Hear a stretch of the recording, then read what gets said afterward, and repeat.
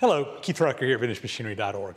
Guys, today we're going to be working on our jib crane installation that we started on a little over a week ago when I came in and we had a crew come in. We cut out the concrete, dug out a hole, poured this concrete footer here, or foundation, whatever you want to call it. We've got a 5-foot square hole. It's 4 feet deep, reinforced with rebar, tied into the slab. We got anchor bolts that are 3 feet deep going down into the concrete.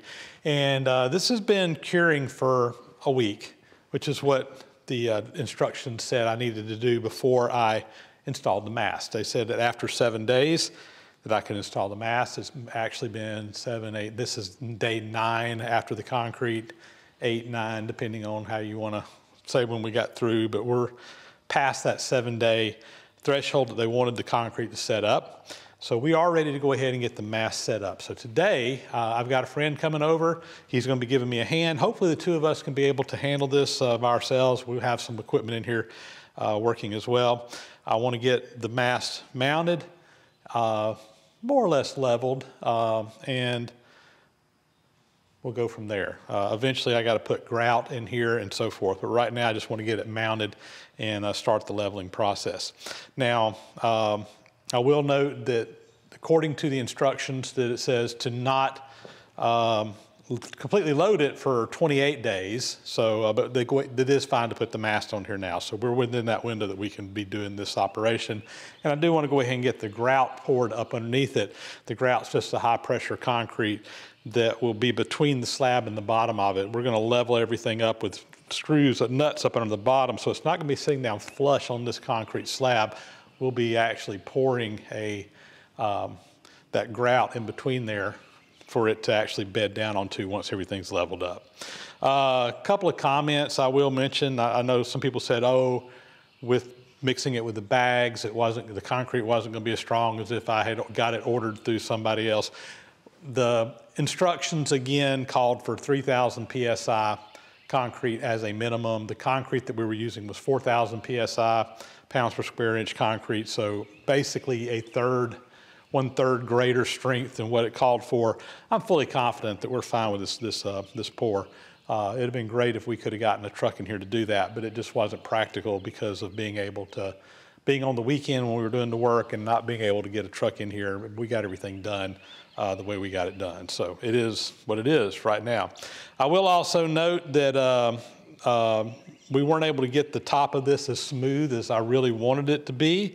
I didn't have a float to come in here and float it, and by the time I went to town and got a float and came back, it was too hard. So it was a little bit rough. So I did take a concrete grinder and just kind of grind the top of this to get it nice and flat and smooth, at least on the outside parts that will be exposed. The inside part where it's going to be grouted, it's going to be covered up anyway. I really wasn't worried about that. So it is still a bit rough in there, but that's just going to give something for that grout to kind of grip a hold of and hold everything in place. So today, I'm probably just going to turn the camera on and let it run while we're doing this. So I'm going to be kind of busy, all hands on deck, not a lot of time to stop and talk about what's going on and whatever. So we may do a voiceover or something like that, but kind of just let the camera run, let you guys watch and see what's going on. So my help should be here shortly, and we'll get started on getting this mast set today. All right, let's see if we can pick it up. You're just gonna pivot it up. Yep. You're not gonna pick it up much in the air. No, I'm gonna just kind of pivot it up. It's kind of my thought. And we'll just have to kind of play it by ear. I'll need for you to kind of be my eyes. So we're gonna do a little voiceover here to kind of talk about what we did. But once we kind of got it out there, as you can see, we needed to get this thing set up straight up and down. It was laying down. I hauled it in kind of laying down, and we needed to get to where it was sitting up. So I used my loader on the tractor here to pick it up, but it was kind of a trial and error thing. We had to just kind of figure things out. I had it up on the 6x6 blocks in the front, and we started out having issues pretty quickly where that thing was kind of hanging down from the straps above, and the mast got kind of back behind the forks rather than in front of them, and I wasn't able to kind of push it up over the top. So, you know, we kind of had to get in here and come up with a game plan and improvise to get it up there. David King from the Georgia Museum of Agriculture came out and helped me with this. Thank goodness, couldn't have got it done. Kind of sketchy here, but we used a trailer ramp to kind of prop it up, and I was able to take the pressure off of it. That enabled us to kind of reposition the forks and get up underneath it where it was supporting it down lower, and I could kind of push up on it. So once we did that, the trailer ramp kind of fell down, and then we took some straps and strapped it to the bucket there, or to the fork, so that as we pushed it up forward, it couldn't keep on going. I just wanted to kind of have it held in place. Those straps did give us a little bit of trouble because it was keeping it in tension in a couple places, but we were able to work through it there. So now we're pushing it on up, or trying to push it up the rest of the way. I was trying to go up on those 6x6 blocks, and it just was too much of a hump there.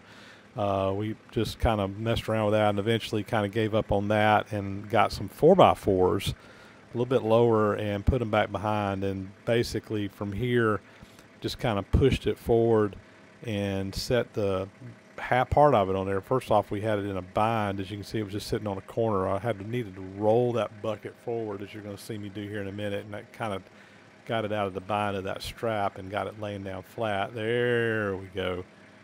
And now we're able to kind of lean it forward, and we put those blocks there a little over halfway out, and once we got it laying on there, I was able to push it up the rest of the way, and then we're able to get in there with that last block and block it up so that it was up off the ground. The idea here was I needed to be able to get up underneath it with the forks from the bottom to move it into the shop. So again, my strap on the top's binding there a little bit, roll your bucket forward, get the pressure off of it, and we were able to get that last little bit pushed on up, and David was able to slip that block up underneath the bottom there so that we could get underneath it like we needed to. So just about there we go. Now we got that block up underneath there, and from there come in there, like I said, from the bottom. So we brought it in with the forklift, and was able to pick it straight up. And the idea here was I just needed to get everything into the shop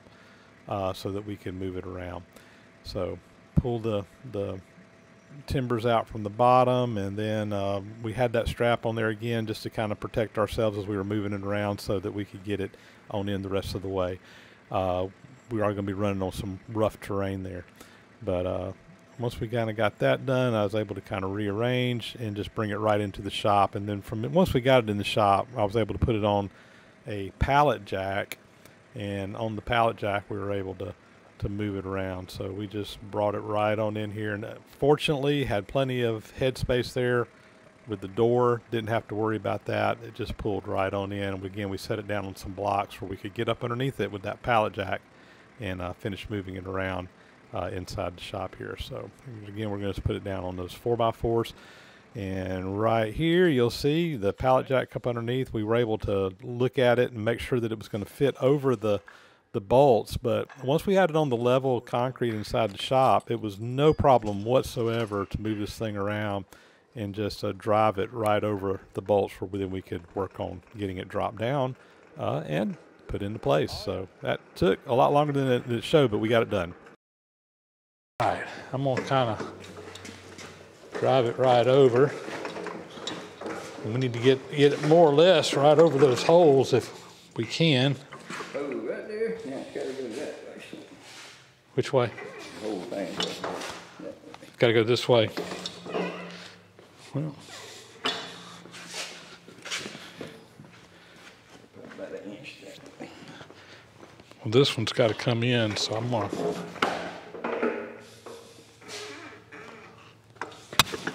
lower it down a little bit.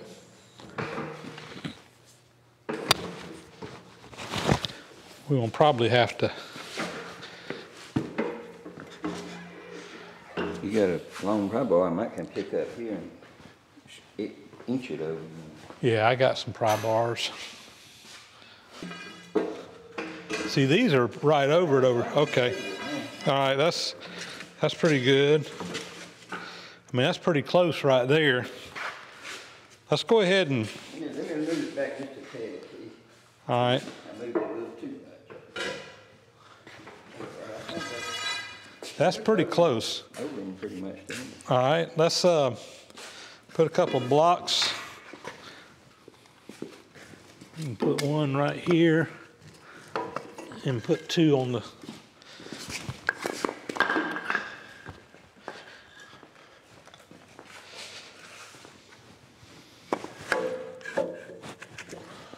okay, coming down. All right, let's put those washers back on.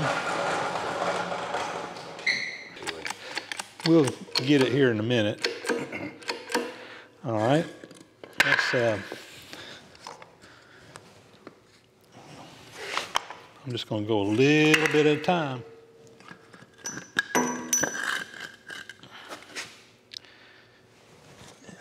Put these out on the edge.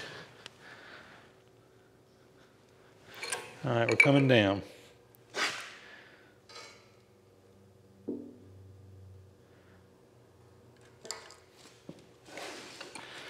And let's, I want more points of contact over there than just 3, because when we pick it up, we're only on 2 points. Okay. Yeah, go ahead and take just a touch. Whoop.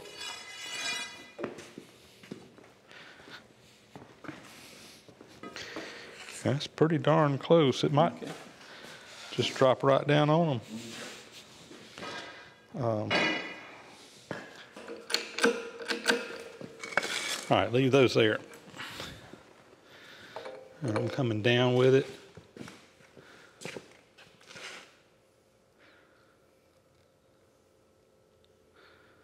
Say I am.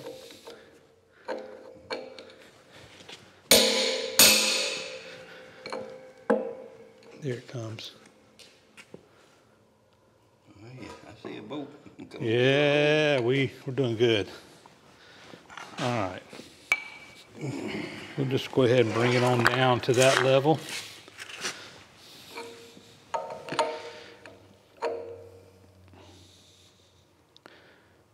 Is it gonna go? I see boats.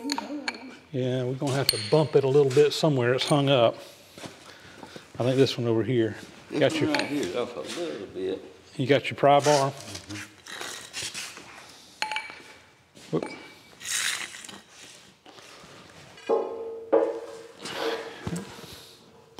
Come this way. There it goes. You got it. Put it on down. All right. I think we got it. Don't go down too much because it's coming up off of these when you, Okay. whatever, I mean, whatever you need to do. But it come up off of these a little bit, not much. They still lined up. Okay. You want to take them both there? Yeah. All the way? Well, leave one up underneath it. All right, coming back down. Oh yeah, you got it, man. Look at there. Good. And it's sitting on that one. Sitting on the washer already? Sitting on that washer. Yep. We need to get the. You can take that one out. Yep. It's sitting on the washer. It ain't going no lower. That's right. Right now, anyway. Till you get a wrench under there.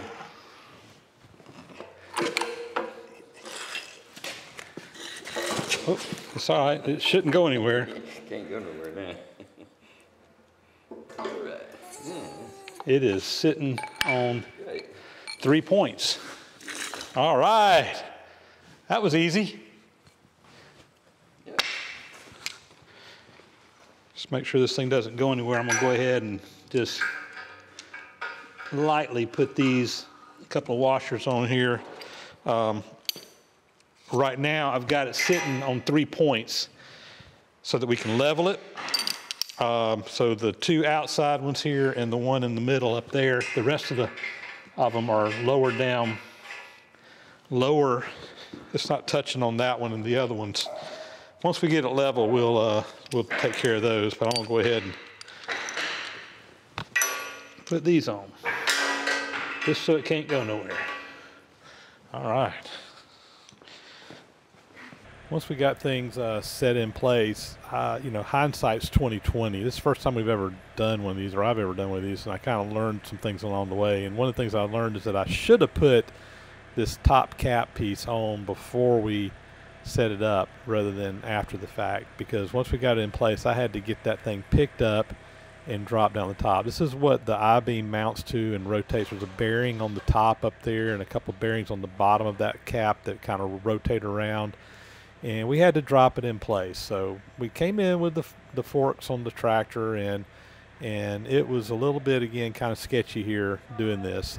We had to basically, right now the forks are as high as they'll go, and I had to actually tilt it just to get it up over the cap and then kind of drop it back down to get it back over there. Just barely had enough room to be able to get this thing to drop on there. We also kind of had to jack up one side of that mast and lean it forward just a little bit. Still had the nut on there to keep it from coming over, but just to get the clearance on there. But with a little bit of finagling, we were successful in getting it put on there. I did lose just a little bit of video. The last of this, the camera shut off, but we were able to get it to drop down on there and go in place. And like I said, if I had to do it over again, I would have definitely had put the this top piece on before we put the mast, raised the mast up, and just brought it right in all in one piece. But here we go.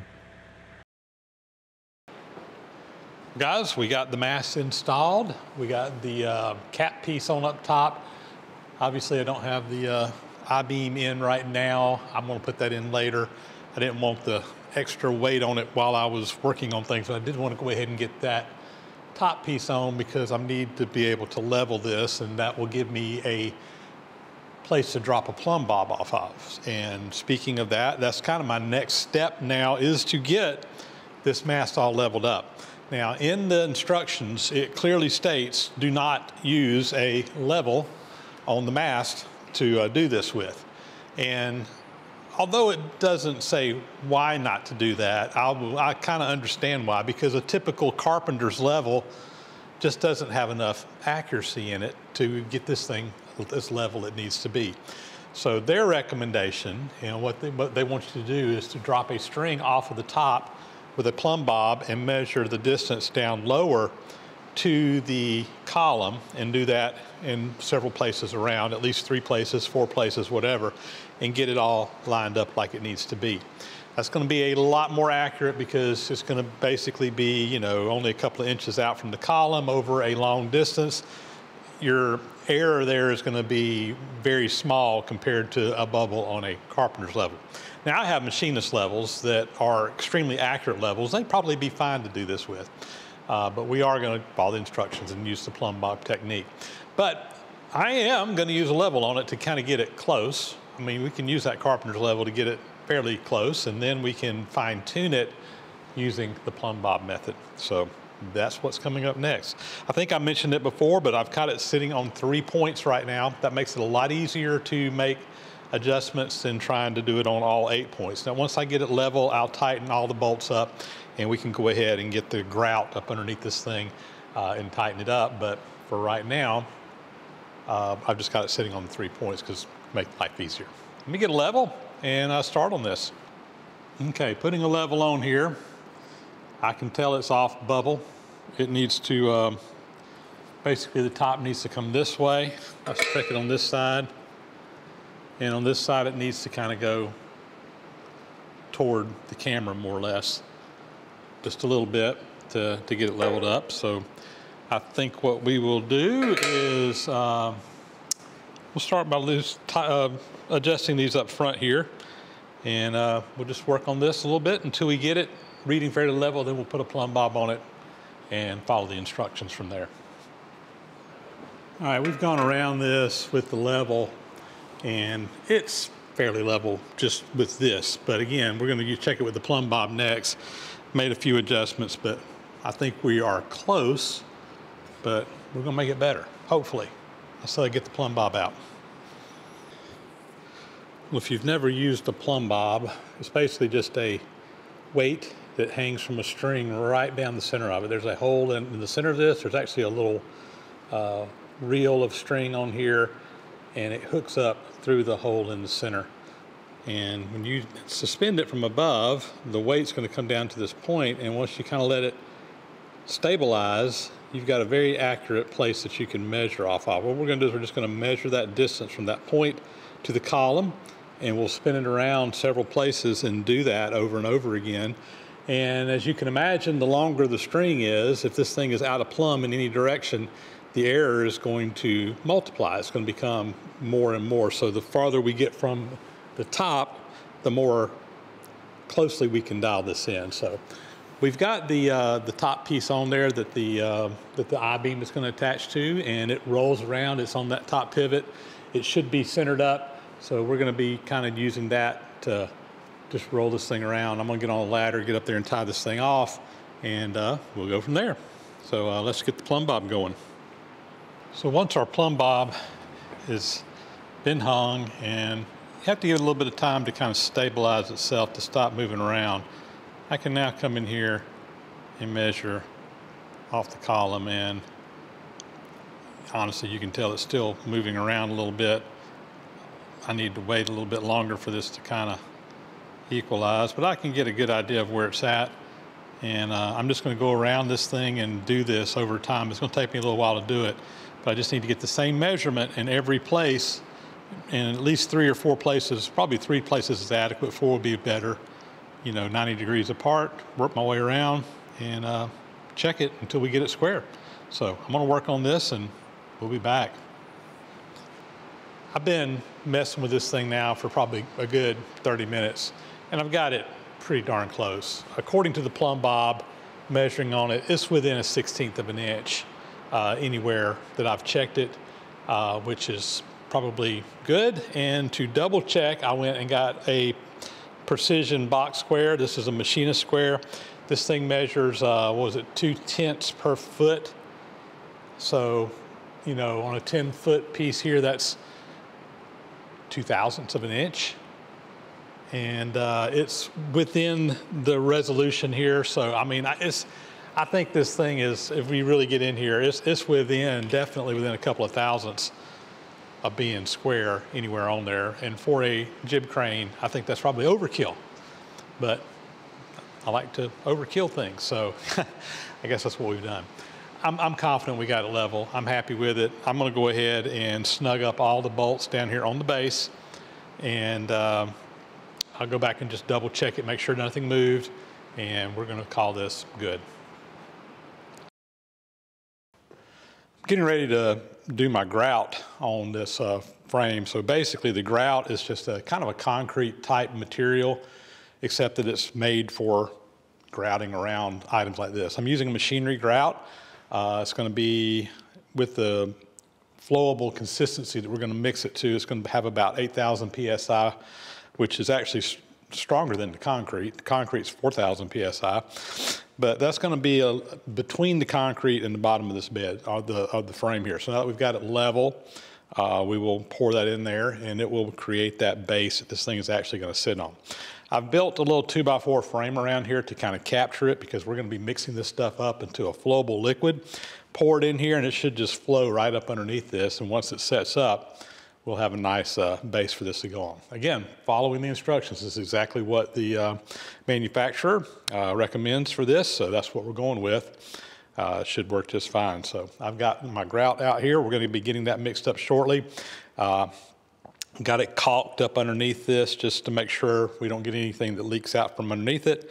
And because I kind of got a round base on here, I kind of cut my corners off here just so I'm not having to put so much grout out in those corners, just saving a little bit of material. So let's get it mixed up and pour it in here and see how it goes.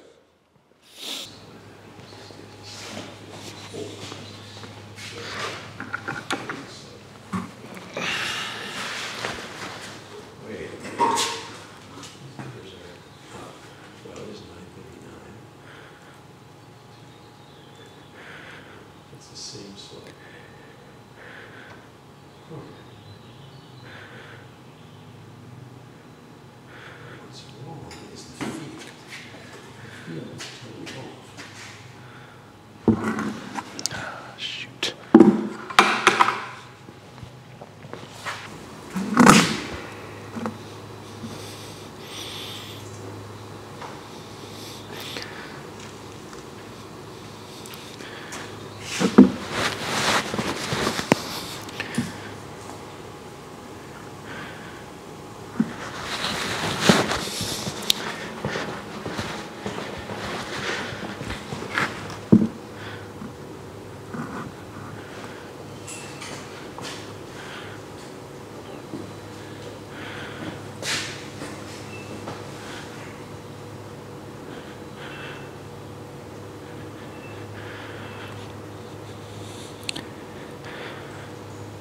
Well, I want to just kind of wrap things up here on let you kind of know where we ended up. I did, when I went to edit this video, realize that I was missing a couple of clips where I had finished this thing up, and I don't know where they went to, but we're going to just kind of briefly go over what we did to finish it up. But after we poured the grout, I let it dry for several hours until it basically was you could take a stick and it just wouldn't really kind of indent. So, but it was still somewhat soft. I took the form off at that point in time, which stuck out probably about an inch all the way around this thing.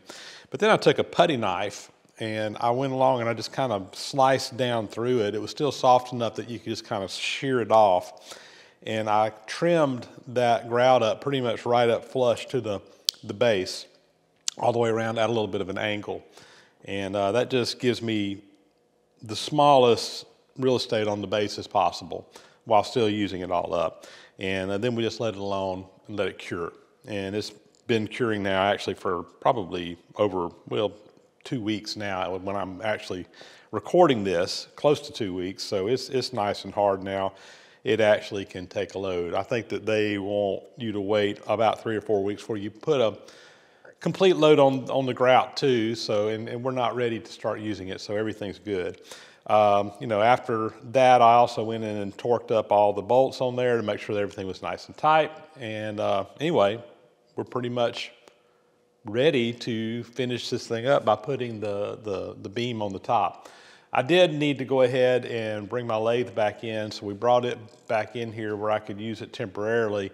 I think what I may do is strip all this old paint off and give it a fresh coat of paint while before I move everything else back in here. And like I said, I've got the I-beam to put on the top and all that still left too. I just kind of been I wanted to wait that 28 days before I put the I-beam on, just to be sure that I wasn't overloading anything. So that's coming up here pretty soon. But that's kind of where we are on the crane, and we'll probably have one more video kind of wrapping this thing up whenever we get the top mast or the arm put back up on the top and get it rigged up and everything. So that'll be coming up in the future, but really looking forward to having the capability of using this in the shop. And I'm also really looking forward to getting my shop kind of put back together, because I kind of got stuff piled up everywhere while I had this space open out here in the shop, and it's kind of difficult to work in here right now, working around stuff. So I am ready to get it all kind of back where it goes.